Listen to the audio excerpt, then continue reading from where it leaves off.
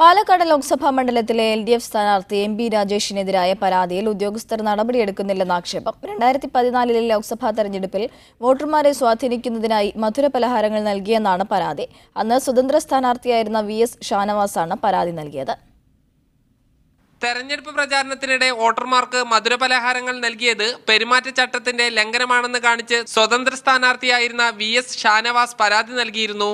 ഉള്ള സമയത്ത് തന്നെ ഇവർ MP രാജേഷിന്റെ നാമനിർദ്ദേശ പത്രിക സ്വീകരിച്ചു. അത് തെറ്റാണ്. എൻ്റെ പരാതിയിൽ അവർ ഒന്നുകിൽ നടപടിയെടുക്കണം, അല്ലെങ്കിൽ എൻ്റെ പരാതി തള്ളിക്കളയണം. ഇത് രണ്ടും ചെയ്യാതെ എങ്ങനെയാണ് ഇവർ പുതുതായിട്ടൊരു നാമനിർദ്ദേശ പത്രിക സ്വീകരിക്കുന്നത്? പരാതിയിൽ നടപടിയെടുക്കാതെ ഇത്തവണ MP രാജേഷിന്റെ നാമനിർദ്ദേശ പത്രിക സ്വീകരിച്ചത് നിയമവിരുദ്ധമാണെന്നും ഷാനവാസ് പറയുന്നു. ഇവിടെയുള്ള ആളുകൾ, പാലക്കാട് ജില്ലാ കളക്ടറും ഇലക്ഷൻ ഡിപ്പാർട്ട്മെൻറ്റിലെ ആളുകളും ഞാൻ കൊടുത്ത പരാതി മുക്കിയത് കൊണ്ട് മാത്രമാണ് MP രാജേഷിന് 5 വർഷക്കാലം MP ആയി തുടരാൻ കഴിഞ്ഞത്. എന്ന് വെച്ചാൽ MP രാജേഷ് കഴിഞ്ഞ 5 വർഷം ജനപ്രതിനിധിയായിരുന്നത് നിയമവിരുദ്ധമാണ്, ജനങ്ങളെ വഞ്ചിച്ചിട്ടാണ്. 5 വർഷം മുൻപുള്ള പരാതിയായതിനാൽ ഫയലുകൾ പരിശോധിക്കണമെന്നാണ് ADM പറയുന്നത്. പരാതിയിൽ നടപടി ഉണ്ടായില്ലെങ്കിൽ ഹൈക്കോടതിയെ സമീപിക്കുമെന്നും ഷാനവാസ് അറിയിച്ചു. മീഡിയ 1 പാലക്കാട്.